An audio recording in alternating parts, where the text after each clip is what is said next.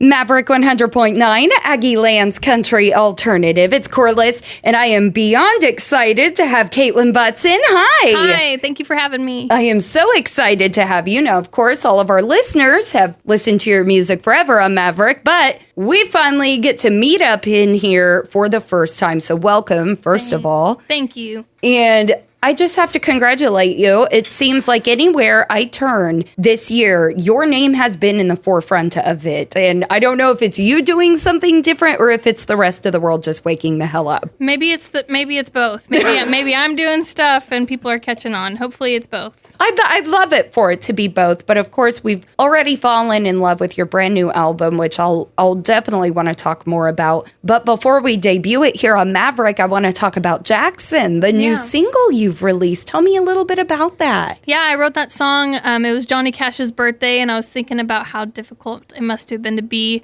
June Carter Cash and be in love with, he's I'm sure a difficult man at times, but, I feel like being a woman and dating a bunch of guys, I have found that, being in love with difficult men is not uncommon. No. So I wrote a song about, wanting to kind of make it to the end of the relationship as like a symbol, like Jackson being the symbol of like the end of like what a good relationship would look like. And when you're kind of in the trenches, it's hard to kind of see where it's going to go if you're fighting a whole bunch. But that's where the song Jackson comes from. Well, they can't all be Cletos. They can't all be Jims. Or in my case, they can't all be Adams. Yeah. It's I think I would definitely say you and I are lucky gals that have been through the trenches, especially being in the entertainment business. Not a whole lot of men can. It takes a special type of man. Yeah.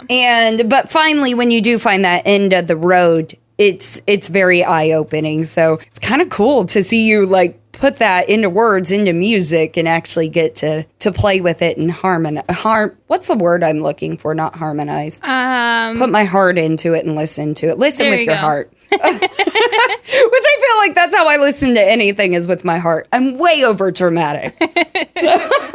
Well, we are going to do a debut here on Maverick, so we'll get that kicked up for you. This is Jackson and Kaitlin Butts for the first time on Maverick 100.9. Due to copyright, Brian Broadcasting is not licensed to air this single for you in podcast form, but you can find it on any downloading and streaming platform. And today's interview continues now.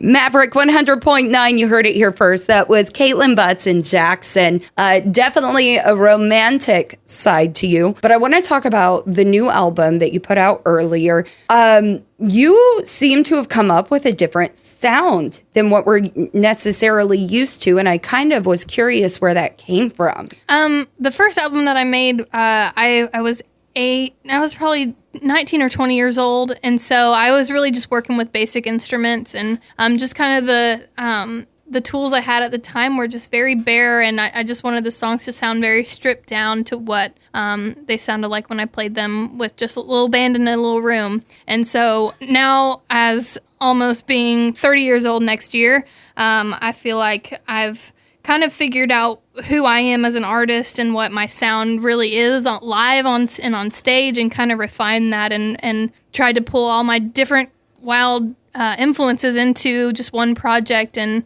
as well as like really try to fine-tune songwriting and say things that I really want to talk about and sing about and have something to say. I almost take it as you're definitely fearless now. Thanks. I love that, because a lot of, we work with a lot of women in country music. And I think, myself included, we all started off a little meek. Mm-hmm. And I don't know if it takes us longer to find our voices or if we just get tired at some point. I think I just got tired at some point and started rolling my eyes.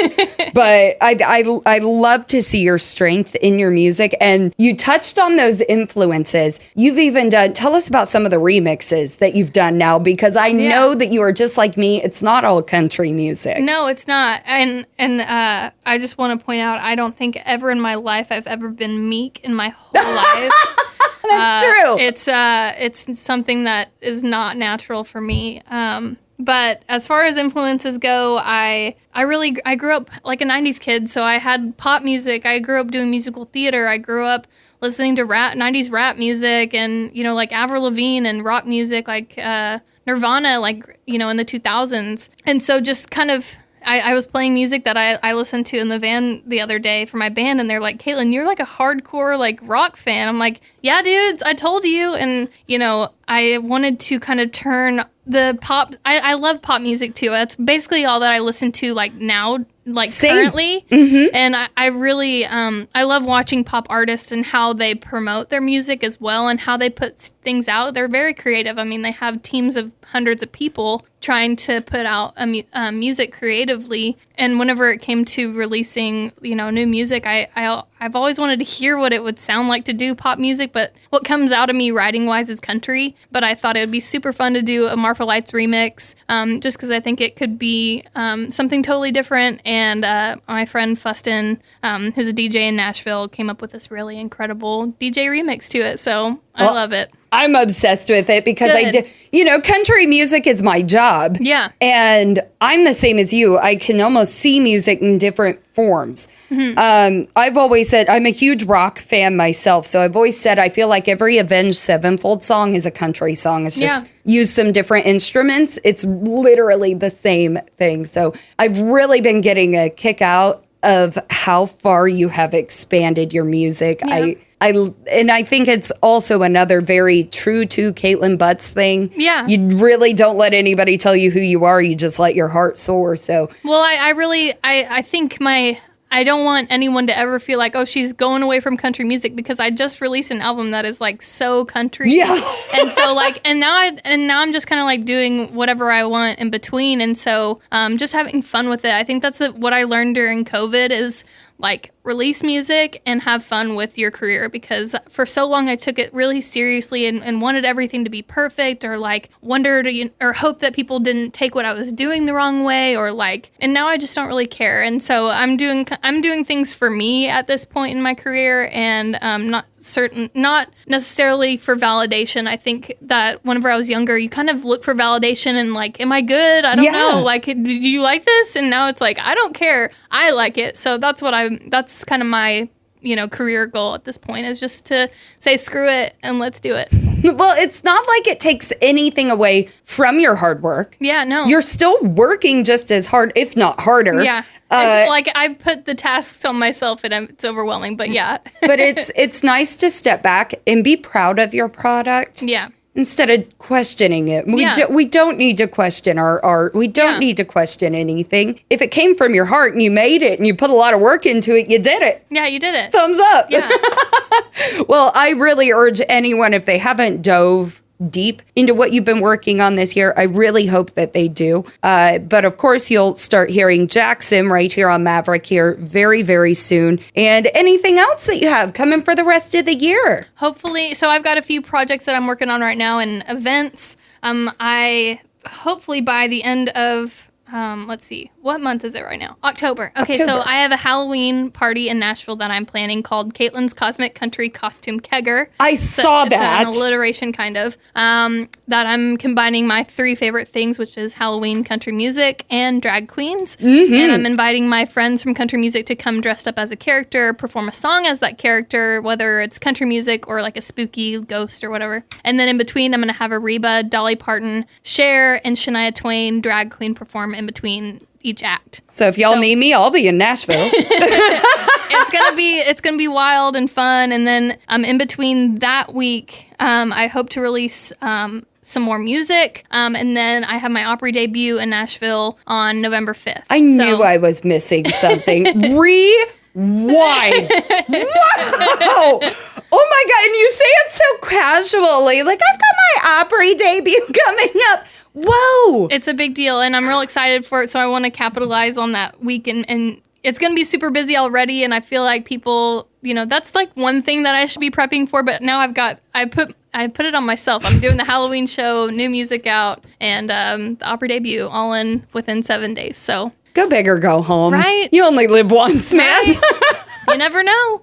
Well, good luck at that show, and I know that will be magic. Is that the... Yeah. It's going to be magic. I'm so happy I'm really for you. excited for it. Planning it has been really fun, stressful, but fun. And it's going to be a part again. Like, I don't know how many people are going to show up for it. I don't know if anyone comes, but if I get to be there and I get to watch a show, it's going to be a great night for me. Absolutely. No, I think there's plenty of people backing you. Yeah. And maybe, I don't know, am I just the crazy fangirl here? Is that me? Am I the drama?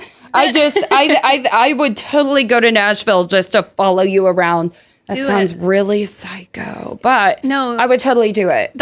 People say that sometimes, like, I hope you don't think I'm a psycho. I'm a fan of yours, and I like know a lot about you. I'm like, that's literally why I do stuff. That's the whole point. That's the whole point. I'm looking for people to follow me around and pay attention to what I'm doing. So no. Well, historically, even finding your music was really funny to me.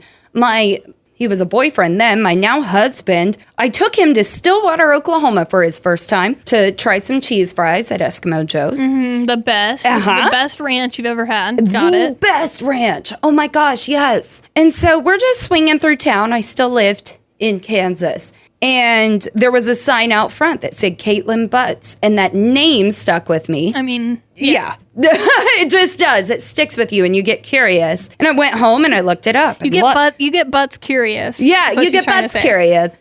And I did, and I looked it up. I loved it. 2 weeks later, I got a job in Stillwater, Oklahoma. Yeah. And I'm like, what is this? And then you were everywhere to me. You were at Gypsy Cafe. You were at the Tumbleweed. And I'm like, okay, I'm a full-on fan now. Like, that's awesome. just how this is. And getting to watch you for that long, it's amazing. Yeah. It's the best. I feel like Stillwater and Oklahoma City were kind of where I went to college in Oklahoma City, but on the weekends I go to Stillwater because they appreciated me as a country music singer, obviously. They had lots of cowboys up there, so I could go to any party and bring my guitar and play songs, and I loved playing there, and they had a really great live music scene who just appreciated, the songwriter aspects and the red dirt music. So I miss Stillwater so much. I want to go back soon, right?